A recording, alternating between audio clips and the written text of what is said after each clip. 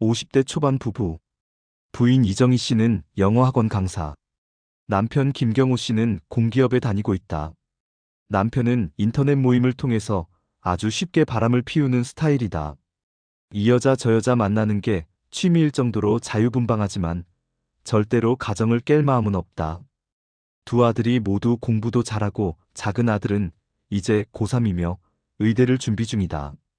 불륜녀 최상녀는 40대 후반 이혼녀로 아이는 없다. 김경호에게 집착이 심해. 남편 김경호는 불륜녀 최상녀에게 다른 여자가 생겼다는 핑계를 대고 이별을 고했다. 그 이후 불륜녀 최상녀는 집착이 더욱 심해져서 남편 김경호의 SNS에 있는 모든 여자들을 추적해서 괴롭히기 시작한다. 너가 불륜녀냐? 등등. 아내인 이정희에게는 너희 남편이 바람을 폈다. 이 사실을 고3 아들에게 모두 말하겠다는 등의 협박으로 이혼을 시키려고 작정을 했다. 남편 김경호의 동네 친구 조성희는 어느 날 모르는 사람으로부터 카톡을 받았다. 김경호의 부인 이정희였다. 내 남편의 불륜 상대가 조성의 당신이라고 들었다. 이 동네 안 가본 모텔이 없다고 하더라. 사실이냐고 물어왔다. 조성희는 이 무슨 개소리냐고 황당해한다. 조성희와 김경호는 친구 모임에서 만난 단순한 동네 친구 그 이상도 이하도 아니었다. 서로가 이성으로 보지 않는 그냥 친구였다. 그래서 조성희는 김경호의 최근 불륜 내용은 알고 있었다. 김경호가 모두 이야기를 해주니까. 다만 불륜녀 최상녀는 처음 들어본 여자였다. 김경호가 불륜녀 최상녀가 너무 집착이 심해서 아내에게 들킬까봐 겁이 나서 최상녀를 멀리하기 위해서 조성희가 다른 애인이라고 거짓말을 했고, 최상녀가 김경호의 부인 이정희에게도 친구인 조성희에게도 카톡을 알아내서 연락을 한 것이었다. 이혼녀이자 불륜녀인 최상녀는 김경호를 이혼시키기 위해 어떠한 짓도 마다하지 않았다. 최상녀는 김경호의 부인 카톡을 알아내서 김경호의 친구 조성희가 너희 남편의 불륜녀라고 이야기하고 연락처까지 알려주었다. 이혼을 시키기 위해서 한 짓이었다. 이제 격분한 조성희는 김경호, 이정의 부부를 함께 만났다. 야 미친놈아. 내가 어떻게 네 애인이냐? 손가락도 잡은 적이 없고 단지 친구일 뿐인데 네가 어떻게 날 이용할 수 있냐? 미쳤냐? 우리 남편이 알면 내 말을 믿겠냐? 너희 둘 다 허위사실 유포로 고소할 거야. 조성희는 너무 화가 나서 김경호에게 고래고래 소리질렀다. 김경호는 연신 미안하단 말을 했다. 최상녀를 떼어내기 위해서 조성희가 애인이라고 거짓말을 한 것이 화근이었다. 그 미친년에게 전화해. 당장 경찰서에서 만나자고 해. 너희 둘 다 고소할 테니까. 김경호가 최상녀에게 전화를 해서 바꿔줬다. 조성희가 경찰서에서 만나자고 하니까 김경호가 조성희가 애인이라고 말했다면서 전화를 끊었다. 조성희는 김경호, 최상녀 둘 다 고소하고 싶었지만 김경호 부인 이정희가 그 다음 날부터 전화가 오기 시작했다. 한 번만 용서해 주세요. 이 사실이 알려지면 남편은 회사에서 잘립니다. 정말 죄송합니다. 이정희는 하나도 꾸미지 않고 수수한 차림의 마음도 여리고 착한 그런 부인이었다. 이 나쁜 놈 저런 착한 아내를 두고 수없이 바람을 피우다니. 남편 김경호는 아내에게 불륜녀 최상녀를 일방적인 스토커로 만들어서 이혼은 피했고 모든 인터넷 활동을 접었다. 조성희는 죄송하다고 사과하는 김경호의 아내 이정희가 불쌍해서 고소는 안 하고 그냥 넘어갔다. 고소 고발이 귀찮기도 하고 불륜녀 최상녀의 과감하고도 뻔뻔한 행동과 무서울이 많이 집착하는 성격은 한 가정을 파탄낼 수도 있었다. 김경호는 여러 명의 불륜녀와 출장을 핑계로 바람을 피워왔지만 이제 정신을 차렸는지 조용히 살고 있다. 착한 아내 이정희는 알고도 속는 건지 진짜 속는 건지 가정을 지키면서 살고 있다. 김경호의 바람기는 영원히 잠재워진 걸까? 조성희는 글쎄 그 친구의 바람기가 사라지고 착한 아내인 이정희와 잘 살고 있을 거라 생각해보지만 남의 가정 살아 모를 일이긴 하다. 결론 이상한 사람들이 너무 많다. 이 기막힌 이야기 뒤에 숨겨진 새 인물의 내면과 그 이후의 위태로운 평화에 대한 후일담. 불륜녀 최상희의 끝없는 집착과 아내 이성희의 힘들어하는 일상.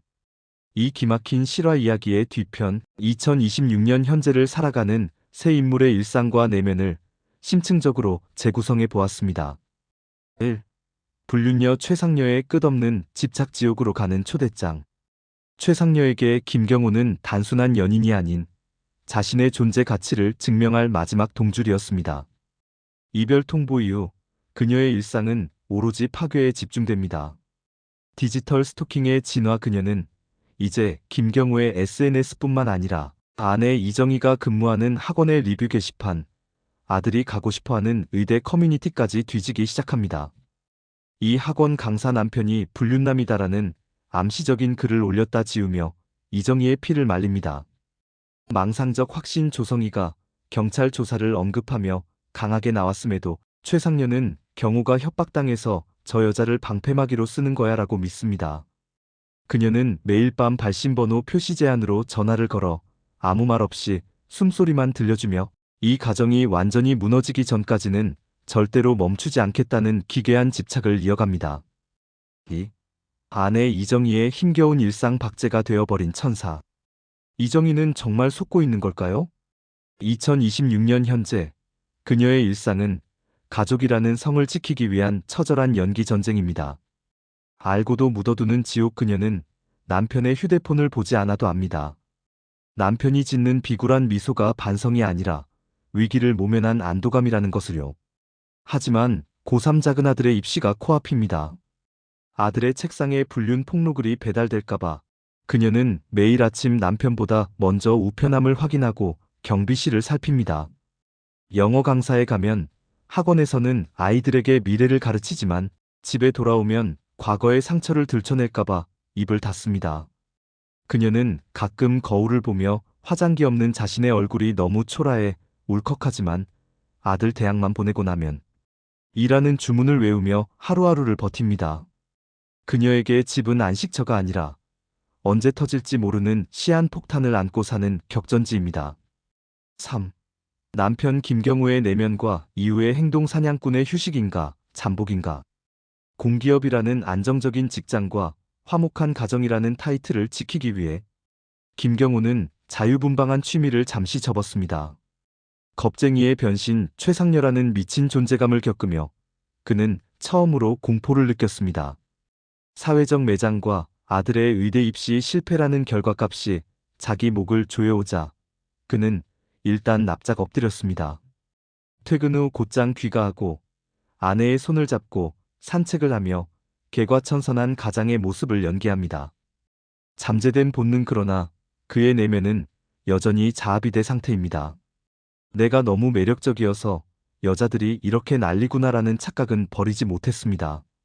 현재는 SNS를 끊고 동네 친구 조성희와도 서먹해졌지만 그는 몰래 해외 익명 커뮤니티나 보안이 강한 메신저 앱을 깔았다 지웠다 하며 다시금 안전한 사냥을 할 기회를 엿보고 있을지도 모릅니다.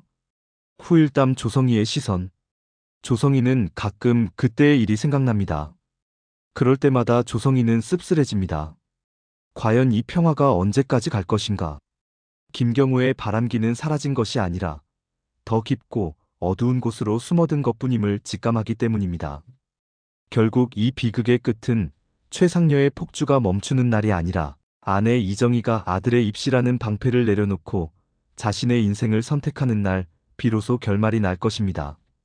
세상엔 정말 이상한 사람들이 많고 그 속에서 착한 사람들이 받는 상처는 너무나 깊습니다.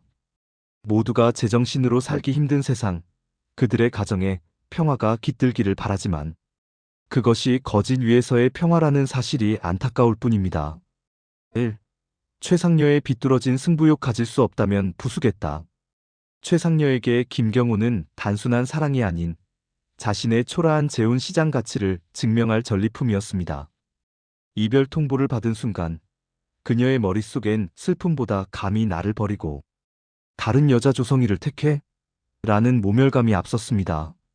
그녀는 매일 밤 김경호의 SNS 팔로워 목록을 엑셀 파일처럼 정리하며 스토킹을 이어갔습니다. 이정희에게 폭로를 한 것도 사실 김경호를 뺏기 위함이 아니라 그가 가장 소중히 여기는 평온한 가정이라는 성벽을 무너뜨려 자신과 같은 지옥으로 끌어내리려던 복수극이었습니다. 하지만 조성희의 강력한 법적 대응 시사와 김경호의 차단으로 계획이 수틀리자 그녀는 이제 다른 동호회를 기웃거리며 또 다른 타겟을 찾기 시작했습니다. 그녀 같은 부류에게 집착의 대상은 바뀔지언정 그 파괴적인 본능은 쉽게 변하지 않기 때문입니다. 이정희의 침묵 알고도 속아주는 것이 아니라 버티는 것. 영어 강사로서 지적인 삶을 살아온 이정희가 남편의 어설픈 거짓말을 몰랐을까요? 아닙니다. 그녀는 조성희를 만났을 때 이미 직감했습니다. 이 여자는 내 남편 취향이 아니다라는 것을요. 그녀가 조성희에게 무릎 꿇듯 사과하며 고소를 막은 이유는 남편을 사랑해서가 아닙니다. 고3 막내 아들의 의대 입시라는 거대한 성배를 지키기 위해서였습니다.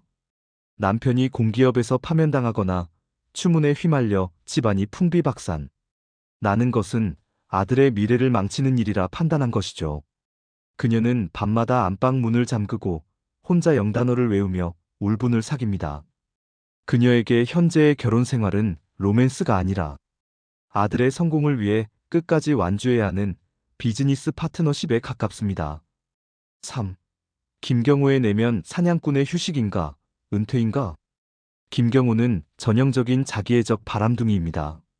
그는 가정을 깰 마음이 없었던 게 아니라 가정이 주는 안락함과 불륜이 주는 짜릿함 둘 다를 포기할 수 없는 탐욕을 가졌던 것뿐입니다. 최상녀 사건은 그에게 엄청난 공포를 심어주었습니다. 난생 처음 미친 여자를 만나 자신의 사회적 지위와 평판이 단칼에 날아갈 뻔한 위기를 겪었으니까요. 현재 그는 모든 SNS를 탈퇴하고 퇴근하자마자 집으로 옵니다. 하지만 이것이 개과천선일까요? 전문가들은 이런 부류의 사람들에게 지금의 시기는 잠복기라고 말합니다. 그는 지금 반성하는 것이 아니라 들키지 않는 법을 더 정교하게 연구 중일 가능성이 큽니다.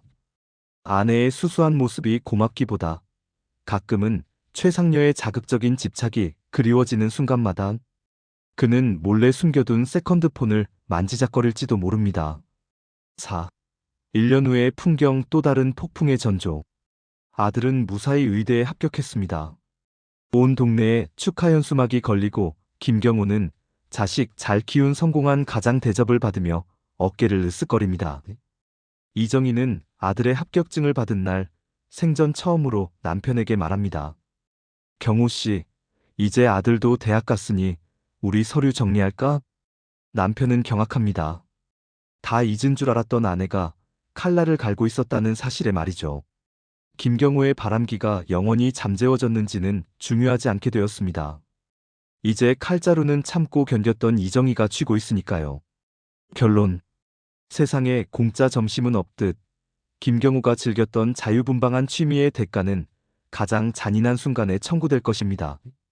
조성애 씨의 말대로 이상한 사람들 사이에서 중심을 잡고 살기 위해서는 가끔은 이정애 씨처럼 무서운 인내가 필요할지도 모릅니다. 하지만 그 인내의 끝이 꼭 용서는 아니라는 사실이 이 이야기의 가장 통쾌한 반전이 될 것입니다. 세상에 공짜 점심은 없듯 김경호가 즐겼던 자유분방한 취미의 대가는 가장 잔인한 순간에 청구될 것입니다. 조성애 씨의 말대로 이상한 사람들 사이에서 중심을 잡고 살기 위해서는 가끔은 이정애 씨처럼 무서운 인내가 필요할지도 모릅니다. 하지만 그 인내의 끝이 꼭 용서는 아니라는 사실이 이 이야기의 가장 통쾌한 반전이 될 것입니다. AI 대답에는 오류가 있을 수 있습니다. 자세히 알아보기. 주어진 서사적인 내용을 바탕으로 등장인물들이 겪게 될 변화와 그들의 선택이 가져올 결과에 대해 상상해 볼 수 있습니다. 최상녀의 상황, 최상녀의 비뚤어진 승부욕과 집착적인 행동은 주변 사람들에게 고통을 줄 뿐만 아니라 결국 자신에게도 해로운 결과를 가져올 가능성이 큽니다. 타인을 파괴하려는 시도는 결국 자신을 고립시키고 더욱 깊은 절망에 빠뜨릴 수 있습니다. 건강하지 못한 방식의 관계 맺기는 결국 외로움으로 이어지기 마련입니다. 이정희의 인내와 선택, 이정희의 침묵은 단순히 속아주는 것이 아니라 특정 목표를 위해 고통스러운 현실을 감내하는 전략적인 선택으로 보입니다. 아들의 미래라는 중요한 목표를 달성한 후 그녀가 어떤 선택을 할지는 오롯이 그녀의 몫입니다. 오랜 인내 끝에 찾아온 변화의 기회는 새로운 시작으로 이어질 수도 있습니다. 김경호의 행동과 그 결과 자기애적 성향과 탐욕은 결국 그가 소중히 여겼던 것들을 잃게 만드는 원인이 될 수 있습니다. 일시적인 위기 모면은 진정한 변화가 아닐 가능성이 높으며 과거의 행동 패턴이 반복될 경우 더 큰 대가를 치르게 될 수 있습니다. 그의 내면에서 일어나는 갈등과 후회는 피할 수 없는 과정일 것입니다. 1년 후의 예상 아들의 성공은 표면적으로는 가정이 평온해진 것처럼 보일 수 있지만 그 이면에는 오랫동안 쌓인 갈등과 상처가 남아있을 것입니다. 이정희의 예상치 못한 발언은 김경호에게 큰 충격을 주겠지만 이는 그동안의 관계에서 누가 주도권을 가지게 될지를 보여주는 상징적인 순간이 될 수 있습니다. 결론적으로 등장인물들의 행동은 각자의 동기와 욕망에 따라 전개되며 이는 예측 가능한 혹은 예측 불가능한 결과를 낳습니다. 타인에게 상처를 주는 행동은 결국 자신에게 부메랑처럼 돌아올 수 있으며 인내와 희생 끝에 얻은 기회는 새로운 삶을 설계하는 동기가 될 수 있습니다. 각 인물들의 서사는 인간관계의 복잡성과 선택의 중요성을 시사합니다.